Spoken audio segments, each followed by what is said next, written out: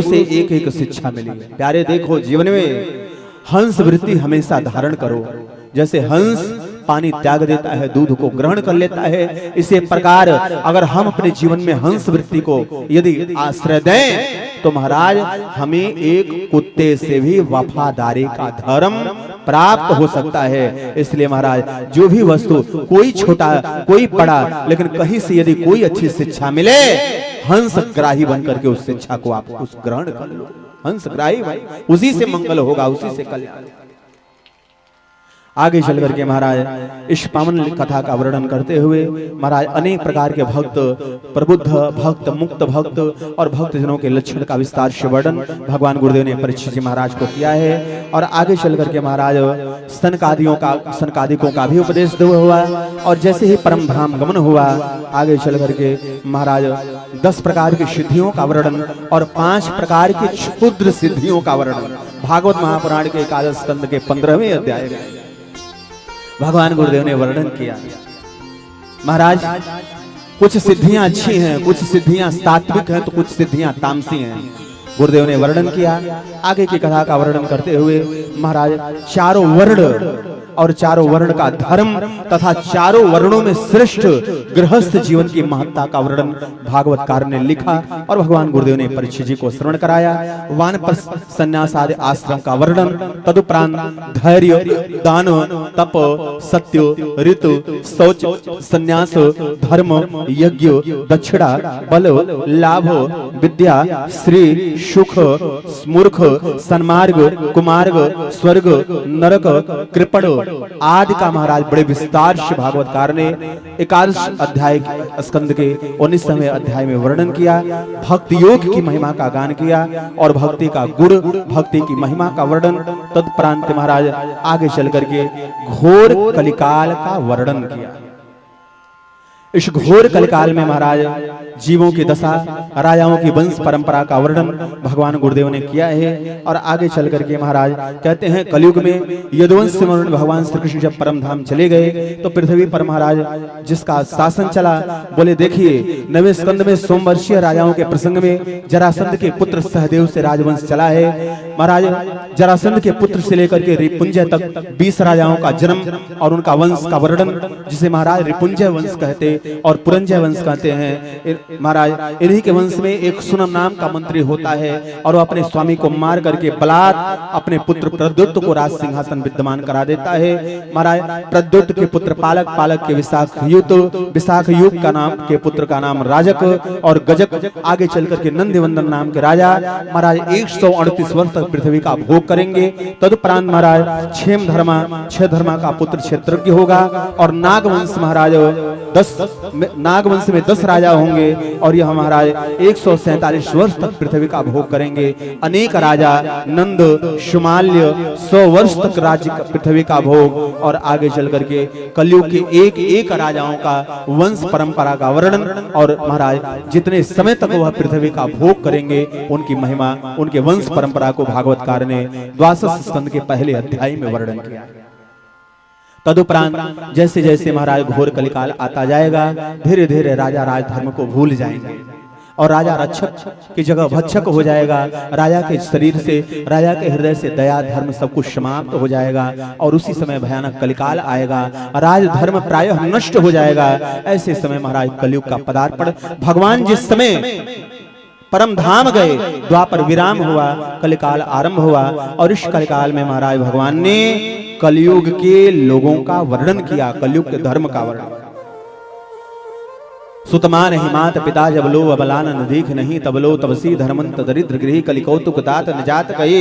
महाराज लोग स्नान करना स्वीकार नहीं करेंगे, क्रीम और पाउडर लगा करके ही लोगों का स्नान हो जाएगा। पास की गंगा को त्याग करके लोग दूर के झरने में सब परिवार गोता लगाने जाएंगे। बड़े बड़े बाल बढ़ाने ला लोगों का श्रृंगार हो जाएगा। जो वक्तव्य देने में अच्छा हो वही सबसे बड़ा वक्ता माना जाएगा, जिसके पीछे 2-4 लोगों से बड़ा संपर्क हो उसी को न्याय मिलेगा। महाराज कलिकाल तो बड़ा ही भयानक है और इस कलिकाल में ऐसा भयानक पाप, सारे वर्ण नष्ट हो जाए, आश्रम नष्ट हो जाए, उस समय महाराज सारी प्रजा, सभी मनुष्य जब शूद्रवत हो जाएंगे तब कहीं न वर्षा, सूखा, कड़ाके की सर्दी पड़ेगी, भयानक आंधी आएगी, महामारी का प्रकोप होगा। और महाराज इसी समय 4 प्रकार के प्रलय का आगमन होता है जिसका वर्णन भागवतकार ने लिखा है। आगे चल करके महाराज जब चंद्रमा, सूर्य और बृहस्पति एक ही समय एक ही साथ पुष्य नक्षत्र के प्रथम पल में प्रवेश करते हैं, जब चंद्रमा और सूर्य, बृहस्पति, पुष्य इन चारों का एक साथ कर्क राशि में प्रवेश होता है, उसी समय कलिकाल विराम होता है। 4,32,000 की आयु समाप्त हो जाती है और सतयुग का आरंभ होता है। कलिकाल का जब विस्तार होगा, कलयुग में प्राणी प्रायः शूद्र हो जाएगा, क्षुद्र हो जाएगा, आयु, तेज, बल, विद्या सब नष्ट हो जाएगी। महाराज थोड़े से वैभव के लिए लोग गुरु, माता, पिता की हत्या करने में संकोच नहीं करेंगे। ऐसे महान पाप का जब काल आएगा तो ऐसे समय लोगों की महाराज विशेष आयु 20 से 30 वर्ष की होगी। और ऐसे समय महाराज सांभल गांव में विष्णु यश शर्मा के यहाँ भगवान कल्कि का जन्म होगा। इंद्र के द्वारा प्रदत्त देवदत्त घोड़े पर आरूढ़ होकर के भगवान अपने चंद्रहास तलवार से पलक झपकते ही धरती के समस्त शूद्रों का विनाश करेंगे। तदुपरांत पुनः भगवान के सुंदर देह से जब वायु टकराएगी तो उसका सुगंध वायुमंडल में व्याप्त हो जाएगा और पुनः महाराज प्रजा में सतयुग का आरंभ होगा और धन, धान्य, धर्म आदि की वेली बढ़ने लगेगी। कलिकाल का भगवान ने आज कलयुग के राजाओं का वर्णन बड़े विस्तार से किया। और राजा परीक्षित से भगवान गुरुदेव कहते हैं, राजन कलैर दोष निधि राजा नस्ति एको महान गुण कीर्तनादेव कृष्णस्य मुक्त संगम परम ब्रजेम। इस कलयुग में एक ही यज्ञ है, एक ही जप है, एक ही तप है, येन केन विधि किसी भी प्रकार से महाराज करते कर्म करहि विधि नाना मन राखा हूँ जहाँ कृपा निधाना। बोले भक्तवत्सल भगवान की जय। आगे चल करके महाराज भागवत महापुराण के अन्य महाराज अन्य लीलाओं का वर्णन और संक्षेप में संपूर्ण भागवत कथा। पहले स्कंध में भक्ति योग का निरूपण, वैराग्य का वर्णन, परीक्षित जी महाराज व्यास नारद जी का संवाद। दूसरे स्कंध में सर्वप्रथम ध्यान विधि का वर्णन, भगवान के विराट रूप का वर्णन, सद्य मुक्ति और कर्म मुक्ति का वर्णन। तीसरे स्कंध में विदुर जी का चरित्र, मैत्री जी का संवाद, पुराणों के विषय में प्रश्न और सृष्टि तथा ब्रह्मा जी की उत्पत्ति, बड़ा भगवान के द्वारा पृथ्वी के उद्धार आदि का वर्णन। चौथे स्कंध में सती चरित्र, ध्रुव चरित्र, बेन को प्राण दंड, पृथु चरित्र आदि का वर्णन। पांचवें स्कंद में प्रियव्रत चरित्र, ऋषभदेव और राजा रघुवर और भरत जी का संवाद, भवाटवी का वर्णन, भूगोल और खगोल की व्याख्या। छठे स्कंद में अजामिलोपाख्यान, वृत्रासुर का वध, चित्रकेतु आदि की कथा। सप्तम स्कंद में प्रहलाद चरित्र, नृसिंह भगवान का अवतार, वर्णाश्रम धर्म और नारद जी महाराज के पूर्व जन्म की कथा। आठवें स्कंद में मनमंत्रों का वर्णन, गजेंद्र मोक्ष, समुद्र मंथन, वामन अवतार, बलि चरित्र, मत्स्यावतार की कथा। नवें स्कंद में सूर्य और सोमवंश का वर्णन, राम जी का जन्म और महाराज बड़े बड़े सूर्यवंशी राजाओं की कथा। 10वें स्कंद में भगवान का जन्म, पूतना सक्टासुर आदि दैत्यों का उद्धार और महाराज भगवान का मथुरागमन, मथुरा से द्वारका आदि गमन, भगवान की समस्त लीलाओं का वर्णन। 11 स्कंद में ऋषियों के द्वारा यदुकुल को श्राप, सिद्ध निमेश्वर माने जनक और नवगेश्वर का संवाद, वासुदेव जी का भागवत धर्म उपदेश और महाराज दत्तात्रेय जी महाराज के 24 गुरुओं का वर्णन। और 12वें तथा विश्राम स्कंद में कलयुग के राजा, युग, धर्म, कल के का अवतार, नाम की महिमा, 4 प्रकार के प्रलय का वर्णन संक्षेप में भगवान गुरुदेव ने यह पूरे 9 दिन की कथा का वर्णन परीक्षित जी महाराज को श्रवण कराया है। बोले भक्तवत्सल भगवान की जय।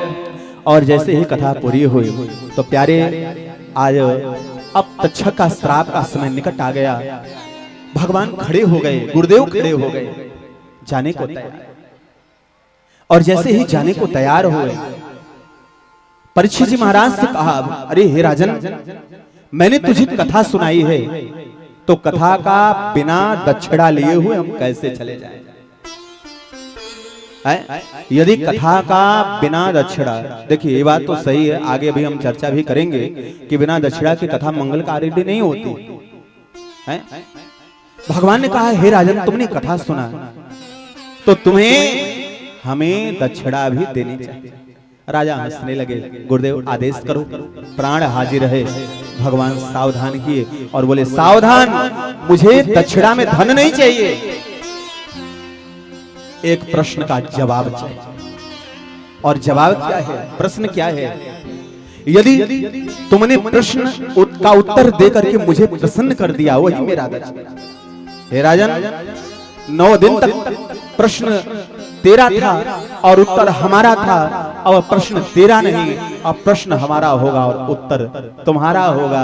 राजा को सावधान किए और भगवान गुरुदेव ने दक्षिणा के स्वरूप में, दक्षिणा के निमित्त परीक्षित जी महाराज से प्रश्न किया।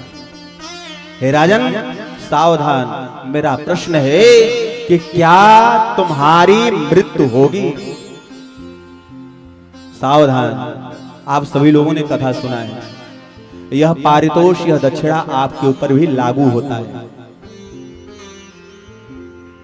जैसे ही भगवान ने पूछा हे राजन क्या तुम्हारी मौत होगी, मृत्यु होगी, परीक्षित जी महाराज तो हंसने लगे। गुरुदेव अहम ब्रह्मास्मि, मैं ब्रह्म।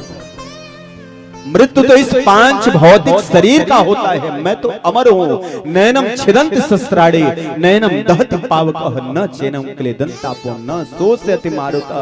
परीक्षित जी महाराज के शब्द को सुन करके आज भगवान गुरुदेव हंसने लगे और बड़े ही प्रसन्न हुए। प्यारे, इस प्रश्न और उत्तर का अर्थ क्या है? बोले कथा की सार्थकता कब है? बोले संकल्प लेने वाला यजमान मृत्यु के भय से निर्भय हो जाए, यही कथा की सार्थकता है और यही कथा की सफलता है।